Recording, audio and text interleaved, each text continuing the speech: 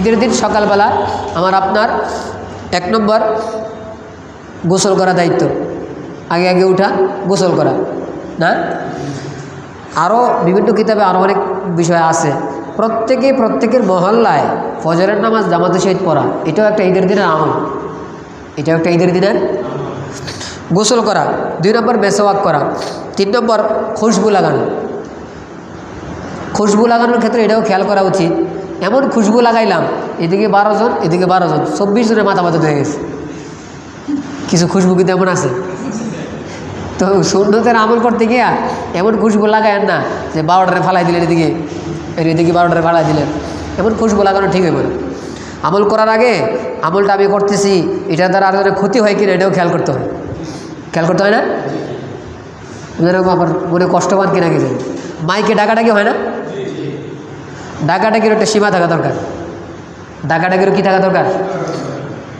এখন ডাকছে, ডাকা শেষ, চিন্তা করতেছে আমি তো যাই চলে যেতেছি খাবার খাওয়ার জন্য, তাহলে মাইকটা না অফ, এর ভিতরে খারাপ লাগতেছে, মাইক অফ থাকবো কেন? বুঝেন না, খাবার খাইয়ে আইসে যদি আবার ডাকটা দেয় মাঝখানে 20 মিনিট গ্যাপ, ভালো লাগতেছে না। চিন্তা করছে 20 মিনিট মাইকটা চালাইতই, কেমনি চালাইবো? সারাক্ষণ কথাগুলো তো খাইতে পারবো না, মোবাইলে গজল লাগায় গিয়ে খাইতে করে কিনা। তো আপনি যে লাগাতার লাগা রাখলেন তা আওয়াজে মানুষের ডিস্টার্ব হইব না? তাহলে যদি কেউ নামাজ পড়তে চায়, নামাজে ডিস্টার্ব, অনেক মানুষ অসুস্থ থাকতে পারে, শুয়ে রয়েছে, তারও তো ডিস্টার্ব। একটু ডাক দিচ্ছেন মানুষের সুবিধার্থে, এটাই তো যথেষ্ট। লাগাতার যদি চিল্লাইতে থাকেন, ডিস্টার্ব করতে থাকেন, এটা কিন্তু ঠিক হইব না। কিন্তু এগুলো করতেছে মানুষে, আল্লাহ বুঝার তৌফিক দান করে। 4 নম্বর, আরেক নাম্বার তো আরও বেশি হয়ে দেব।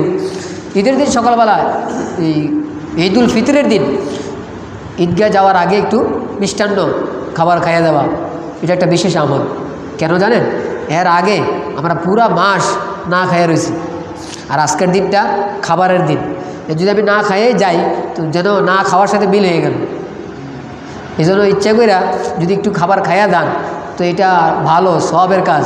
আর কেউ যদি বলে না রমজান মাসটা মাত্র শেষ করছি, এখন এত তাড়াতাড়ি খাইয়ে ফেলাম আমি, অনেকের দিলে এটা আসে। তো এটা আসলে বুজুর্গি না, বুজুর্গের উল্টা, বুজুর্গের উল্টা। আল্লাহ আমাদেরকে বুঝার তৌফিক দান করে। আরেকটা হইল সদকাতুল ফিতির। সদকাতুল ফিতিরের আসল টাইম কোনটা? ঈদের দিন সুবহ সাদিকের সময়। ঈদের দিন খেয়াল করছেন নি?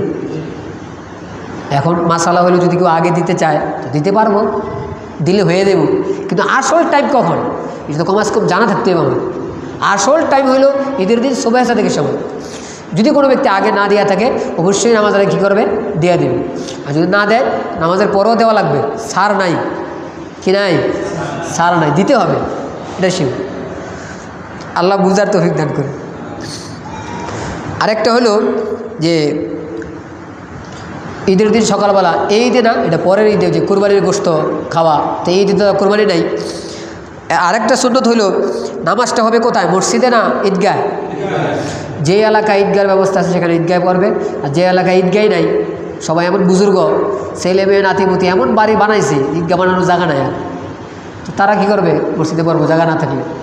আসল নিয়ম হয়েছে বাহিরে গিয়ে পড়া, একটা ইসলামের বড় একটা বিধান।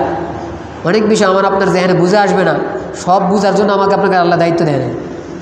মানা আমার আপনার দায়িত্ব হলো মানা।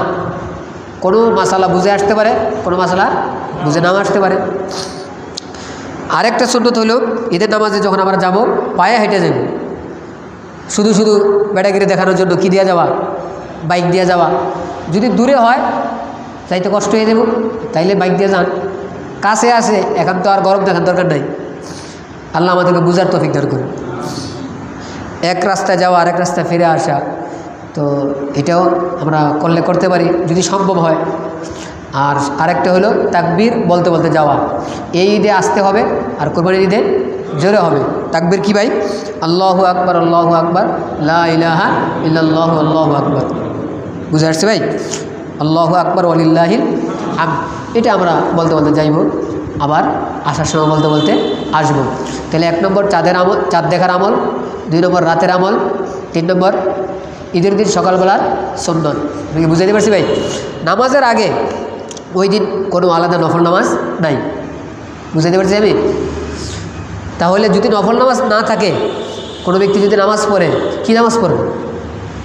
তো রেকর্ড হইতেছে কোনো ভাই আছে এমন বুজুর্গ ভাই, আল্লাহর ওলি, আল্লাহ আরও বেশি আল্লাহর ওলি বানায় দেন। মানে ওনারা এত বুজুর্গ যে ওনারা ঈদগায় গিয়ে নামাজ পড়ে। তো কয়েকজনে যদি ধরে, ভাই আপনার নামাজ পড়েন, আজকে তো নামাজ নাই, হইবে ফজর নামাজটা পড়তাম না, কি বলে ফজর নামাজটা, আপনি ফজর নামাজ যেহেতু টাইম মতো পড়েন নাই, তো এটা একটা অপরাধ, এটা একটা কি, আর সবার সামনে যে স্বীকার করতেছেন যে আমি ফজর নামাজ পড়ি নাই, এটা আরেক অপরাধ দেখি। পড়েন নাই, ঘরের ভিতরে পড়া গোপনে ঈদগায় চলে যান না, এখন ঈদগায় গিয়ে হাজার মানুষের জানাইবেন যে আমি কী করছি, সকালবেলা অপরাধ করছি, এটা তো আরও বড় অপরাধ। আল্লাহ দেখছেন কি সময় আসছে, মানুষ অপরাধ করে বুঝেই না যে আমি কী করতেছি, অপরাধ করতেছি। আল্লাহ আমাদেরকে বুঝার তৌফিক দান করে।